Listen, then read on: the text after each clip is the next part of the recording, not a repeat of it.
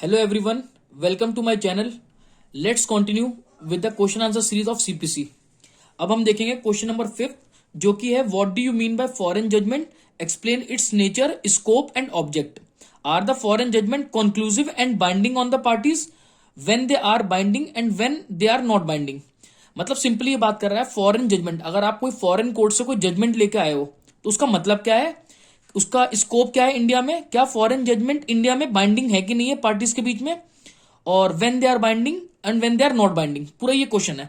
अब इसको लाने से पहले मैं आपको एक एग्जांपल देता हूं हर बार की तरह. फॉर एग्जांपल, एक पार्टी है ए और एक पार्टी है बी. अब ये हस्बैंड है, ये वाइफ है. अब मान लीजिए ये फॉरेन कंट्री में रहते हैं, ठीक है इंडियन रेसिडेंट, फॉरेन कंट्री में रहते हैं. इन्होंने अपनी डाइवोर्स की पिटीशन डाली, डाइवोर्स की एप्लीकेशन डाली और इनको डाइवोर्स मिल भी गया. तो इसकी प्रॉपर डिग्री आ चुकी है. अब कहने का मतलब फॉरेन जजमेंट आ गई इसकी. अब इसकी जब जजमेंट आ गई तो ये बाइंडिंग है दोनों पार्टीज पर, ठीक है. अब क्या है कि अब कल को ये इंडिया में आके दोबारा से एक केस इंस्टीट्यूट करना चाह रहे हैं, है ना, एक सूट मतलब एक एप्लीकेशन दोबारा से मूव करना चाह रहे हैं डाइवोर्स की, या एक पार्टी चाह रही है कि नहीं मुझे डाइवोर्स नहीं लेना, ठीक है. तो ये अब ऑलरेडी जजमेंट आ चुकी है फॉरेन कोर्ट की, तो क्या ये बाइंडिंग है कि नहीं है, ये आपको पूरा देखने को मिलेगा इसमें. तो मैं पहले आपको इसको बता दे रहा हूं कि ये किस सेक्शन में है सीपीसी के. तो आप देखेंगे सेक्शन 13 में और सेक्शन 14 में इसका जिक्र है. और इसके अलावा आपको अगर मैं सही से बताऊं तो इसमें आपको इसको काफी लिंक करके पढ़ना पड़ेगा. एक तो सेक्शन 2 सबसेक्शन 5 के साथ, मतलब जो डेफिनेशन क्लॉज है उसका 5, और सेक्शन 2 का सब क्लॉज 6, और सेक्शन 13 और सेक्शन 14, और आपको इसको इंडियन एविडेंस एक्ट के भी सेक्शन 86 के साथ हम इसको लिंक करके पढ़ेंगे. अब देखते हैं कैसे. पहले मैं आपको अभी इस आंसर को पढ़ाने से पहले मैं आपको इसका बेयर प्रोविजन समझा देता हूं कि ये कैसे है. सबसे पहले जो मैंने आपको बोला कि सेक्शन 2 का सबसेक्शन 5, तो इस पे देखिए क्या है, फॉरेन कोर्ट क्या है. तो पहले हमें ये तो पता हो कि भाई फॉरेन कोर्ट क्या है. तो foreign court means a court situate outside India and not establish or continued by the authority of the central government. मतलब फॉरेन कोर्ट वो कोर्ट है जो आउटसाइड इंडिया है. भाई जाहिर सी बात है, अगर फॉरेन कोर्ट है तो आउटसाइड इंडिया ही होगी, मतलब इंडिया के बाहर, है ना. And not establish or continued by the authority of the central government, मतलब वो इस्टेब्लिश ना करी गई हो और ना कंटिन्यू करी गई हो सेंट्रल गवर्नमेंट इंडिया के द्वारा, तो वो बाहर की कोर्ट है, ठीक है भाई. अब 2(6) क्या है, फॉरेन जजमेंट क्या है, means the judgment of foreign court, मतलब ऐसी जजमेंट जो फॉरेन कोर्ट ने दी है, ठीक है. तो अब देखिए ये दोनों सेक्शन बहुत इंपॉर्टेंट नहीं है, मगर फिर भी अगर आप इसको लिखेंगे एग्जाम में तो एग्जामिनर को पता लगेगा. आपको डेफिनेशन भी पता है कि डेफिनेशन कहां दे रखा है. मेन सेक्शन इसका 13 और 14 है, मगर आपको ये बता दिया आपने कि ये 13 में फॉरेन कोर्ट के बारे में और 6 में फॉरेन जजमेंट के बारे में, ठीक है. अब मैं आपको 13 पे लाता हूं कि 13 क्या कहता है. अब हम आते हैं 13 पे, थोड़ा इसको डिटेल में पढ़ते हैं, उसके बाद आगे कंटिन्यू करेंगे इसको पूरा. मैं एक एक वर्ड आपको समझाऊंगा. When foreign judgment not conclusive, इसकी हेडिंग है when foreign judgment not conclusive. A foreign judgment shall be conclusive as to any matter there by directly adjudicated upon between the same parties or between parties under whom they or any of them claim litigating under the same title. अब simply ये बात कर रहा है, ये कर रहा है कि जनरली आपका फॉरेन जजमेंट आपकी कॉन्क्लूसिव है. क्या है, कॉन्क्लूसिव है. मतलब अगर आप फॉरेन की जजमेंट लाके इंडिया में दिखाते हो तो माना जाएगा ये कॉन्क्लूसिव है. अब कॉन्क्लूसिव से क्या मतलब है, आपको एविडेंस एक्ट का पता होना चाहिए. हमारे पास 3 है, एक मे है और एक शैल है और एक कॉन्क्लूसिव प्रूफ है. कॉन्क्लूसिव का मतलब होता है कि आप इसको रिबट नहीं कर सकते, मतलब you can't give the evidence to rebut it. आप रिबटल नहीं कर सकते इसकी, कॉन्क्लूसिव प्रूफ है, मतलब माना जाएगा, कोर्ट मान के चलेगी कि ये पूरा कॉन्क्लूसिव है. समझ में आ गया. इसका कॉन्क्लूसिव का मतलब मैंने आपको बताया. तो जनरली फॉरेन जजमेंट शैल लिखा है यहां पर, shall be conclusive in nature है, so as to any matter. अब देखिए, मगर कॉन्क्लूसिव है, मगर एक बात इसमें लिखी है कि जो पार्टीज है, जो मैटर उनके था बीच में, मान लीजिए जैसे मैंने एग्जांपल दिया डाइवोर्स का था मैटर, जो भी मैटर रहा हो, तो वो एडजुडिकेट हुआ हो। एडजुडिकेट हुआ मतलब फॉरेन कोर्ट ने उसको डिसाइड किया हो। मैंने आपको पहले बता रखा है एडजुडिकेट का मतलब होता है जुडिशियल माइंड, मतलब फॉरेन कोर्ट ने भी उसके ऊपर अपना जुडिशियल माइंड लगाया हो कि भाई पूरे प्रॉपर एविडेंसेस आए हो, पार्टीज गई हो, अपने पॉइंट्स को उठाया हो, तब जाके वो जजमेंट आई है। ठीक है, प्रॉपरली एडजुडिकेट हुआ है। ऐसा नहीं कि किसी आदमी ने भी, चार आदमी ने बैठ के फैसला दे दिया फॉरेन में तो वो एडजुडिकेशन हो गया, नहीं, प्रॉपर कोर्ट से डिसाइड होना चाहिए, कॉम्पिटेंट कोर्ट से। अब आ जाइए, upon between the same parties or between the parties under हुम any of them claim litigating. अब आपको ये पहला पैसा समझ में आ गया कि ये कहता है कि foreign judgment shall be conclusive, generally conclusive है। सिंपल से कहने का मतलब है ये कॉन्क्लूसिव इन नेचर है। ठीक है, बस ये है कि जो पार्टीज है उसने मैटर उठाया हो और एडजुडिकेट हुआ हो प्रॉपर। मगर कुछ एक्सेप्शन है। अब क्या एक्सेप्शन है? ये ABCDEF, ये 6 एक्सेप्शन है। अगर ये 6 एक्सेप्शन अगर पार्टी ने बता दिए तो ये कॉन्क्लूसिव नहीं है। अब ये हम एक एक करके पढ़ेंगे। ये जो 6 एक्सेप्शन है क्या है, अब मैं आपको आंसर से पढ़ाऊंगा, मगर पहले मैं बेर एक्स से समझा दूं तो आंसर पढ़ने में बड़ी आसानी होगी। मैं एक एक पॉइंट को लेके चलूंगा। तो इसमें लिखा है where it has not been pronounce by a court of competent jurisdiction. इसका मतलब क्या है? पहला पॉइंट है where it has not been pronounce by a court of competent jurisdiction. मतलब कि जो जजमेंट आई है कहां से? फॉरेन कोर्ट से, वो कॉम्पिटेंट कोर्ट ने नहीं डिसाइड करी, इनकॉम्पिटेंट कोर्ट से डिसाइड हुआ है। अब आप सोचेंगे इसका मतलब क्या है, इनकॉम्पिटेंट कोर्ट से डिसाइड होने का मतलब क्या है? तो अब क्या है कि आप जानते हैं कि कोर्ट की कॉम्पिटेंसी हमारे सिविल कोर्ट्स की एक तो टेरिटोरियल के हम आधार पे देखते हैं, टेरिटरी के आधार पे टेरिटोरियल जुडिक्शन है कि नहीं उसको। भाई कोर्ट की टेरिटोरियल जुडिक्शन है कि नहीं, जैसे आप भी देखेंगे कि इस इंडिया में भी क्या है कि इस पर्टिकुलर मैटर है, कोई पर्टिकुलर मैटर है वो इस कोर्ट में जाएगा। मिसाल के तौर पे जैसे दिल्ली में कोई वेस्ट के जो केस हैं वो आपके 30,000 कोर्ट में जाते हैं, ठीक है, और कुछ कड़कड़दुमा कोर्ट में जाते हैं। तो कहने का मतलब है कि सिंपली आपका जो मैटर है वो जो आपका केस है वो इस टेरिटरी में आता है, नहीं इस कोर्ट की जुडिक्शन में आता है कि नहीं जाता। तो अगर आता है तो कॉम्पिटेंट जुडिक्शन है। ठीक है, अब दूसरा आता है आपका पेक्यूनरी जुडिक्शन। अब ये क्या भाई? पेक्यूनरी जुडिक्शन का मतलब है मॉनेटरी टर्म्स में। कैसे? मॉनेटरी टर्म्स में। क्या इस कोर्ट के पास, जो कोर्ट के पास मैटर गया है, तो क्या उस कोर्ट के पास उतने रुपए तक का मैटर लेने का अधिकार है कि नहीं है ना, इतनी पावर है कि नहीं है। ठीक है, और फिर आपका एक आता है सब्जेक्ट मैटर। अब सब्जेक्ट मैटर क्या है? सब्जेक्ट मैटर जो मैटर आप लेके जा रहे हो उसको सुनने का अधिकार है कि नहीं है। जैसे अब आप भी देखोगे कि जो सिविल नेचर के सूट है वो हमारी सिविल कोर्ट ट्राई करती है, और अगर इनकम टैक्स ट्रिब्यूनल बने हुए हैं हमारे वहां जो इनकम टैक्स के मैटर सॉल्व करते हैं, इलेक्शन ट्रिब्यूनल है, ठीक है, इलेक्शन ट्रिब्यूनल है तो वो इलेक्शन के मैटर देखेगी।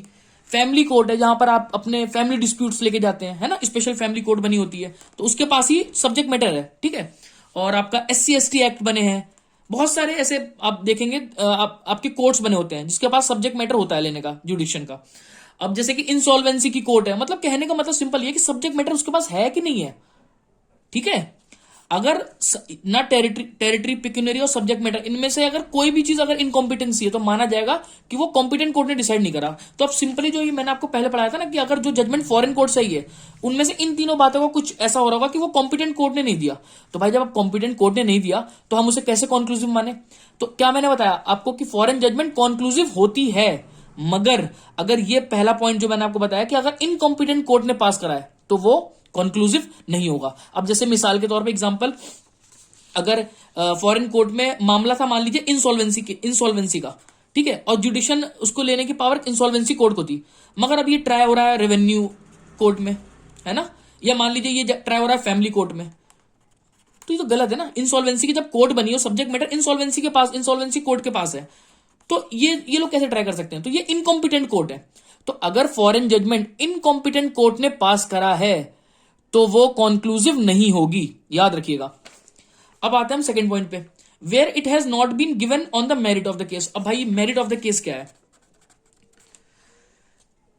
मेरिट का मतलब है कि केस प्रॉपर एविडेंस पे हुआ हो, मतलब दोनों पार्टीज जो हैं, मान लो ए है या बी है, जैसे मेरे केस में जो था अभी एग्जांपल मैंने दिया था, जो हस्बैंड और वाइफ थे, दोनों पार्टीज को मौका दिया गया, पूरा इसको भी सुना गया, इसको भी सुना गया, इसके एविडेंस लिए गए, इसके एविडेंस लिए गए, प्रॉपर जजमेंट आई है, प्रॉपर जजमेंट आई है, मेरिट पे केस डिसाइड हुआ है। ऐसा नहीं कि अब हस्बैंड का दोस्त था जज तो उसने अपने दोस्त के फेवर में कर दिया, ऐसा नहीं है, मेरिट पे डिसाइड हुआ है, ठीक है। तो अगर मेरिट, अब यहां पे क्या लिखा है, where it has not been given on merit, तो यानी कि अगर मेरिट पर केस डिसाइड नहीं हुआ, आप याद रखिएगा, अगर मेरिट पे केस डिसाइड नहीं हुआ तो सिंपल सी बात है कि ये कॉन्क्लूसिव नहीं मानेंगे हम। यानी फॉरेन कोर्ट ने अगर जो जो डिसीजन दिया है जिस केस में, अगर वो मेरिट पे नहीं है, तो यहां वाली पार्टी जो इंडिया में जब दोबारा केस लाएगी ना, तो वो बोल सकती है कि जज साहब ये मेरिट पे नहीं था, इसलिए इसे कॉन्क्लूसिव मत मानो, ठीक है। अब आगे आते हैं हम, see, where it appears on the face of the proceeding to be founded on any incorrect view of international law or a refusal of to recognize the law of India in case in which such law is applicable. अब देखिए ये क्या कह रहा है, ये point था सी, ये पॉइंट सी का ये कह रहा है कि अगर आपने रॉन्ग इंटरनेशनल लॉ लगा दिया, रॉन्ग इंटरनेशनल लॉ लगा दिया, जो लॉ नहीं लगना था वो लॉ लगा दिया आपने, या कोई इंडियन लॉ लगाया तो वो गलत लगाया, ठीक है, इंडिया लॉ का कोई गलत आपने उसको इंटरप्रिटेशन करी, तो आप यहां पे बता सकते हो कि मैं ये दोबारा केस इसलिए ला रहे हूं कि क्या नाम है, ये रॉन्ग इंटरनेशनल लॉ लगा इस पे, तो कॉन्क्लूसिव नेचर का अब नहीं है वो फॉरेन जजमेंट। वैसे तो देखिए जनरली है फॉरेन जजमेंट, मगर ये जो मैं आपको पॉइंट्स बता रहा हूं उसकी वजह से नहीं होगा, तो अगर इंटरनेशनल लॉ रॉन्ग लगा है तो नहीं होगा, ठीक है। अब हम आते हैं डी पॉइंट पर। डी पॉइंट कहती है where the proceeding in which judgment was obtained opposed to natural justice. अब ये क्या कह रहा है, जो ये पॉइंट था आपका डी, अब डी पॉइंट कह रहा है नेचुरल जस्टिस को नहीं ध्यान दिया, नेचुरल जस्टिस को नहीं ध्यान दिया, इग्नोर करा, किसने, फॉरेन कोर्ट ने, किसने, फॉरेन कोर्ट ने। यानी कि अगर फॉरेन कोर्ट ने आपके नेचुरल जो जस्टिस है उसको इग्नोर करा वहां पर, तो यहां पर आप बता सकते हो कि सर नेचुरल जस्टिस को इग्नोर करा इसलिए कॉन्क्लूसिव मत मानो। अब आप कहोगे नेचुरल जस्टिस क्या होता है, मान लीजिए जैसे कि ऑडी आल्टम पार्टम, both the party should be heard, वहां उन्होंने ऐसा नहीं करा। जज अगर मान लीजिए बायस हो गया तो ये ऑडी अल्टरम पार्टम, मतलब नेचुरल जस्टिस के अगेंस्ट ना, कि जज अगर बायस हो गया, ठीक है, ऑडी अल्टरम पार्टम जो मैंने आपको बताया अभी, पार्टी किसी एक पार्टी को नहीं सुना, एक ए पार्टी उसको नहीं सुना, तो ये नेचुरल जस्टिस के अगेंस्ट है। अगर ऐसा कुछ हुआ है तो आप इंडिया में बता सकते हो, ठीक है। अब हम लास्ट आते हैं, लास्ट नहीं ई पर आते हैं पहले। अगर फ्रॉड फ्रॉड हुआ है, कुछ जो जजमेंट आई है where it has been obtain by fraud, अगर फ्रॉड हुआ है तब भी आप यहां बता सकते हो कि हमारे साथ फ्रॉड हुआ है वहां पे फॉरेन में, तो जजमेंट वो गलत है, तो आप उसको जो भी आप उसके प्रूफ दिखाओगे तब वो यहां पर उसको हम कॉन्क्लूसिव नहीं मानेंगे इंडिया में। एक क्या है F, where it is sustains a claim founded on a breach of law in force in India, मतलब अगर कोई ब्रीच ऑफ लॉ हुआ है, मतलब इंडिया में वो अगर ब्रीच ऑफ लॉ है, इंडिया में अगर वो ब्रीच ऑफ लॉ है तब भी हम उसको नहीं मानेंगे कॉन्क्लूसिव। अब जैसे मिसाल के तौर पे अब एक है, मतलब एक ए है, एक हस्बैंड है, अब उसने फॉरेन, मतलब यहां इंडिया में क्या है, हिंदू मैरिज एक्ट में आप एक ही शादी कर सकते हो, ठीक है। अब वो बचने के लिए फॉरेन जाके दो शादी कर लिया उसने वहां पर, ठीक है। तो अब वहां पे तो ये इंडिया में ब्रीच ऑफ लॉ है ना, ये दो शादी करना, एक अगर एक आपकी जो वाइफ अगर जीवित है तो, ठीक है, तो कुछ ऐसा करा जो ब्रीच ऑफ लॉ है, तो आप उसको यहां पर आप उसको आप बता सकते हो कि ये वहां पर ब्रीच ऑफ लॉ हुआ है, ठीक है। तो हम फॉरेन जजमेंट को नहीं मानेंगे कॉन्क्लूसिव। तो अब देखिए मैंने आपको पूरा समझा दिया, अब मैं दोबारा से इस पर आता हूं। तो ये क्या कह रहा है, जनरली फॉरेन जजमेंट कॉन्क्लूसिव नहीं होती, जनरली नहीं होती, यानी कि सिंपली कहने का मतलब है अगर कॉन्क्लूसिव नहीं, sorry, judgment foreign judgment conclusive होती है, फॉरेन जजमेंट कॉन्क्लूसिव होती है, मतलब वो कॉन्क्लूसिव है एकदम, आप उसको रिवर्ट नहीं कर सकते। मगर अगर ये 6 पॉइंट प्रूव हो रहे हैं A B C D E F, तो आप उसका तब आप जो है उसको कॉन्क्लूसिव नहीं मानोगे। जैसे कि पहले क्या, कॉम्पिटेंट कोर्ट ने नहीं दिया, अगर जो फॉरेन कोर्ट थी वो कॉम्पिटेंट कोर्ट नहीं, जिसने जजमेंट प्रोनाउंस कराया वो फॉरेन जो कोर्ट थी वो कॉम्पिटेंट नहीं थी। सेकंड, अगर केस मेरिट पे डिसाइड नहीं हुआ तब भी हम उसको कंक्लूसिव नहीं मानेंगे इंडिया में। अगर रॉन्ग इंटरनेशनल लॉ लगा है तब भी नहीं मानेंगे, या फिर नेचुरल जस्टिस को ध्यान नहीं दिया गया तब भी नहीं मानेंगे, या फ्रॉड से लिया गया तब भी नहीं मानेंगे, और वेयर सस्टेन कोई ब्रीच ऑफ लॉ हुआ है इंडिया का तब भी नहीं मानेंगे। अब मैं आपको एक बात और बता दे रहा हूं, इस सेक्शन 14 क्या कहता है, presumption as to foreign judgment. अब क्या प्रिजम्पशन है, देखिए मैंने आपको बताया कॉन्क्लूसिव होता है, तो अब देखिए क्या है, court shall presume upon the production of any document purporting to be certified copy. यानी ये सिंपली कह रहा है कि अगर कोई पार्टी यहां पर अगर केस इंस्टीट्यूट करेगी, है ना, और दूसरी पार्टी कहती है कि नहीं जजमेंट हमारी फॉरेन जजमेंट आ चुकी है, तो कैसे दिखाएगी भाई, कुछ प्रूफ तो हो ना। तो वो सर्टिफाइड कॉपी जैसी, अगर वो सर्टिफाइड कॉपी फॉरेन जजमेंट की दिखा देती है, तो याद रखिएगा आप ये प्रिजम्पशन है, इस शैल प्रिज्यूम है, जैसे ही वो पार्टी अगर फॉरेन जजमेंट की सर्टिफाइड कॉपी दिखा देगी तो हम मानेंगे कि प्रिजम्पशन मान लेंगे कि वो वहां पर केस चल चुका है और वो वहां पर प्रॉपर जजमेंट आ चुकी है। ऐसे तो यहाँ पे भाई केस चलता रहेगा दोबारा दोबारा। और एक बात आपको और बता दूं, फॉरेन जजमेंट पर बहुत इंपॉर्टेंट बात बताने जा रहा हूं, फॉरेन जजमेंट पर भी रेस जुडिकाटा लगता है। रेस जुडिकाटा लगता है कि मतलब आप जानते हैं सेक्शन 11 का बार लग जाएगा। सेक्शन 11 का बार लगने का मतलब यह है कि अगर आप एक case finally heard and decide है इंडिया में, है ना, जैसे इंडिया में डिसाइड है, तो आप दोबारा केस नहीं ला सकते। सेम ऐसे ही फॉरेन कोर्ट ने भी अगर कोई मैटर फाइनली डिसाइड कर दिया तो आप यहां नहीं ला सकते दोबारा उसको, ठीक है, दोबारा नहीं ला सकते। वो जो है रेस जुडिकाटा का बार लग जाएगा उस पर, फॉरेन जजमेंट पे भी, फॉरेन जजमेंट पे भी बार लग जाता है रेस जुडिकाटा का। तो आपको ये समझ में आ रहा होगा आई होप, ठीक है। और आपने अगर मैंने रेस जुडिकाटा पे वीडियो बना रखी है, आप प्लीज उसको देख लीजिए एक बार, तो आपको और अच्छे से समझ में आ जाएगा। तो ये मैंने आपको समझा दिया। अच्छा, अब एक बात और, मैंने आपको बताया था ना इसको लिंक कर करके पढ़ना है। मैंने 2 आपको 5 बता दिया, 2 6 बता दिया, 13 बता दिया, 14 बता दिया। अब देखिए सेक्शन, वैसे ही मुझे बताना नहीं चाहिए मगर लिंक करके मैं आपको पढ़ा रहा हूं, थोड़ा आपको आसानी रहे, समझ में आए। मेन कॉन्सेप्ट, मेन बात है कि आपको कॉन्सेप्ट क्लियर हो। तो सेक्शन 86 जब आप एविडेंस पढ़ेंगे वहां से ये बात आती है, जो प्रिजम्पशन की बात आई है ना कि कैसे हम प्रिज्यूम करेंगे। तो 86 में कहा है कि अगर आपको कोई सर्टिफाइड कॉपी, आप अगर फॉरेन जजमेंट की सर्टिफाइड कॉपी दिखा देते हो तो सिंपल सी बात है कि आपने जो है तो माना जाएगा कि वहां पर जजमेंट आई है, फॉरेन जजमेंट आई हुई है, अगर आप सर्टिफाइड कॉपी दिखा देते हो। मैं आपको एक बार दिखा भी देता हूं सेक्शन 86 एविडेंस एक्ट का, देखिए आप इसे पढ़ लेना।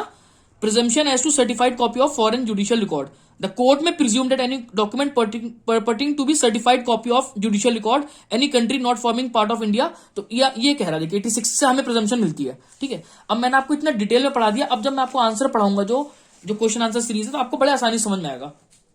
देखिए foreign judgment means a judgment, देखिए वही 2 5 है डेफिनेशन। फॉरेन जजमेंट क्या है, 2 6 सॉरी, है ना।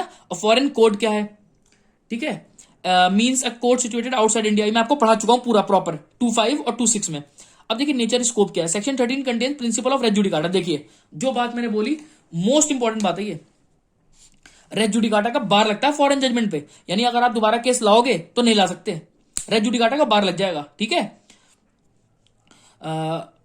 The principle of private international law that a judgment delivered by foreign court of competent jurisdiction, देखिए यहां पे भी लिखा हुआ है, can be enforce in India, इसको इन्फोर्स कर सकते हैं हम। अब देखिए ऑब्जेक्ट क्या है, फॉरेन जजमेंट का ऑब्जेक्ट क्या है। The judgment of a foreign court is enforced on the principle that where a court of competent jurisdiction has adjudicated upon a claim, legal obligation arises to satisfy the claim.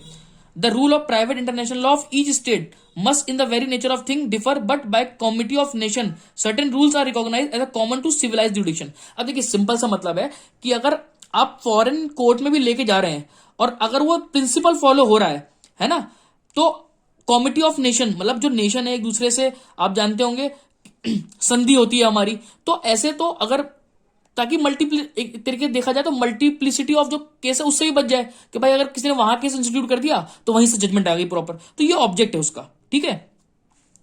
अब देखिए एक एक point example दे रखा है कि A sues B in a foreign court the suit is dismiss, मान लो वहां डिसमिस हो गई, वहां पे डिसमिस हो गई, the judgment will operate as a bar. अब देखो अगर फॉरेन कोर्ट में अगर उसने कोई केस इंस्टीट्यूट करा था, उस कोर्ट ने डिसमिस कर दिया, अब आप ये नहीं कि यहां पे केस दोबारा ले आओगे इंडिया में, नहीं, मैंने क्या बताया जनरली कंक्लूसिव होती है अंटिल अनलेस वो 6 बातें पूरी हो जाए। तो देखो एक क्या लिखा है यहाँ पे, will operate as a bar. अब आप बार, इंडिया में बार है, ठीक है। अब एक एग्जांपल और है, A sues B in a foreign court the suit is decree, और डिक्री आ गई, A then sue B on a judgment in India, B will be precluded from putting issue in matter, दोबारा नहीं ला सकता case, वही race judicata का बार लगेगा। मैंने आपको सारी बातें समझा रखी हैं। अब हम आते हैं, ये आंसर अभी खत्म नहीं हुआ है क्योंकि लॉन्ग आंसर है। अब देखिए आप, अब मैं आता हूं एक एक पॉइंट पे जो मैंने दोबारा समझा, तो मैं इसको डिटेल में नहीं जाऊंगा, मैंने डिटेल में पहले समझा दिया, मैं रीड करता हूं। अब देखिए क्या वो बातें हैं, जो 6 बातें हैं जिसपे हम मानेंगे कि फॉरेन जजमेंट कंक्लूसिव नहीं है। देखिए पहली, foreign judgment not by a competent court, it is fundamental principle of law that a judgment and order pass by the court which has no jurisdiction. भाई जिस कोर्ट के पास जुडिक्शन नहीं था, सिंपल सी बात है, नल और वॉइड है, जो भी उसने फैसला दिया नल एंड वॉइड है।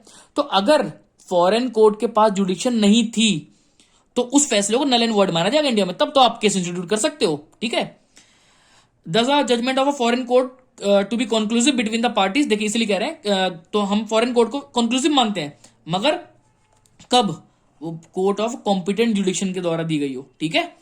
अब वही एग्जांपल आप देखना, if A sues B in a foreign court and if the suit is dismiss the decision will operate as a वो बार लगाएगा इंडिया में। मगर on the other hand if a decree is decree is pass in favour of A in a foreign court against B as he sues B on the judgment in India, B will be precluded. वही देखिए same example है, preclude करा जाएगा।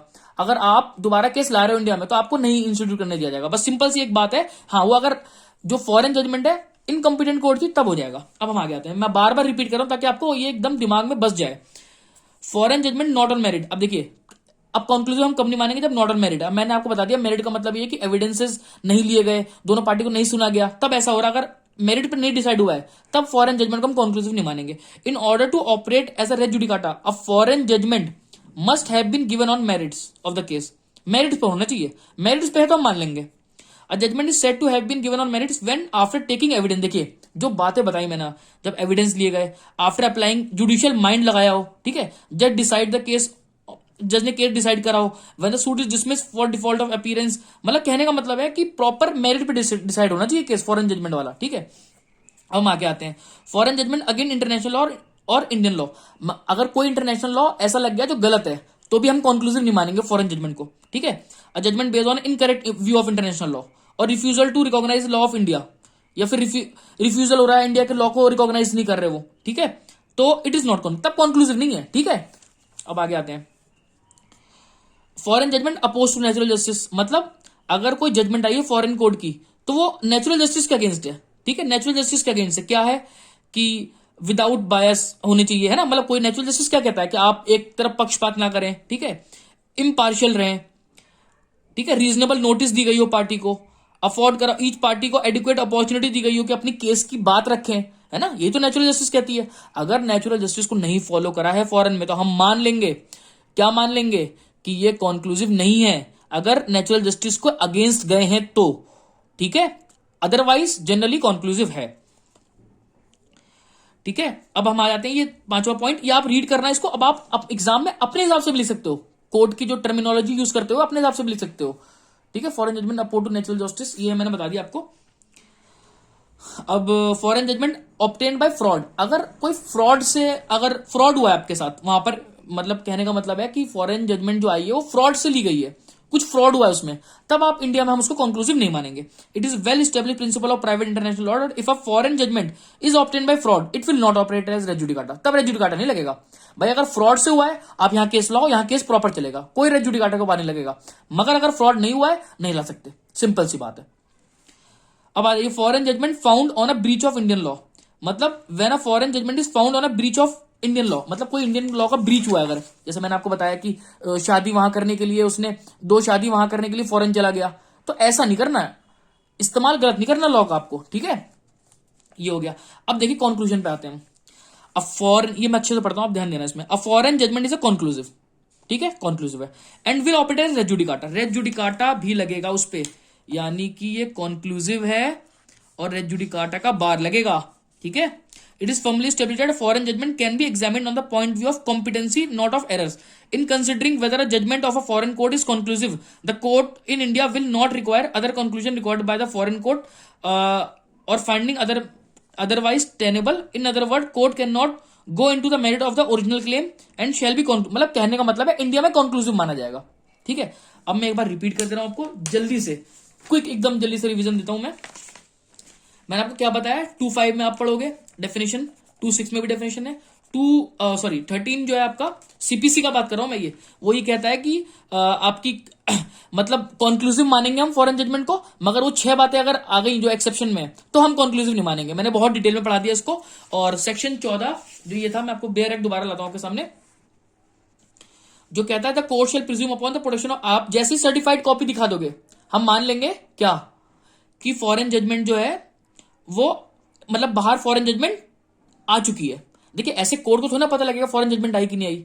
अब एक party यहां दोबारा case institute करेगी। अच्छा मैं आपको एक बात और बता दूं, मैंने बताया ना रेस जुडिकाटा का बार लगता है, तो आपको याद होगा जब मैंने पढ़ाया था तो रेस जुडिकाटा का बार ट्रायल पर है, याद रखना, इंस्टीट्यूट करने पर नहीं है। तो कोई पार्टी यहां पर आके इंडिया में दोबारा केस इंस्टीट्यूट करती है तो कर सकती है, बिल्कुल कर सकती है। मगर जब दूसरी पार्टी आएगी, डिफेंडेंट आएगा, अपना जवाब लगाएगा, जवाब में बोलेगा जज साहब यहां तो ये फॉरेन जजमेंट आई हुई इसके ऊपर, जैसे आपको सर्टिफाइड कॉपी दिखाएगा, जैसे सर्टिफाइड कॉपी दिखाएगा जैसे आप कहेंगे भाई रेस जुडिकाटा का बार है इस पे, ठीक है। मगर अगर वो ये 6 बातें प्रूव कर देता है ABCDE, ठीक है, तब कंक्लूसिव नहीं है।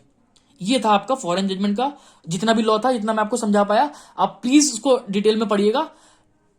आपके सीसीएस में खास करके जो भी क्वेश्चन आंसर आएंगे लॉन्ग जो आएंगे, अब आप देखिए ये आपके पास मल्टीपल क्वेश्चन बैंक्स आ सकती हैं, आप किसी की भी खरीद सकते हैं। मोस्टली 20 से 30 क्वेश्चन इंपॉर्टेंट होते हैं, मगर आप अगर 30 कर रहे हो या 20 कर रहे हो तो उसको अच्छे से करो।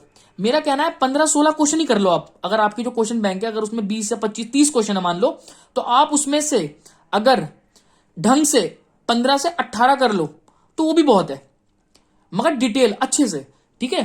तो प्लीज आप मेरे चैनल को जो है लाइक करें, इसको सब्सक्राइब करें और अपने दोस्तों में ज्यादा से ज्यादा शेयर करें। और ये मोस्टली इंपॉर्टेंट है, अगर आपका सीसीएस का पेपर है और आपका एग्जाम से कुछ दिन ही रह गया आपको, चाहे 4 दिन 2 दिन या अगले दिन ही पेपर है, तो आप इस वीडियोस को देखोगे तो आपको बड़ा हेल्प मिलेगी। तो और ऐसा नहीं कि खाली सीसीएस, अदर यूनिवर्सिटीज के जो भी एग्जाम है तो आप देखोगे कि आपको ये बड़ी हेल्पफुल है, ठीक है। Thank you so much.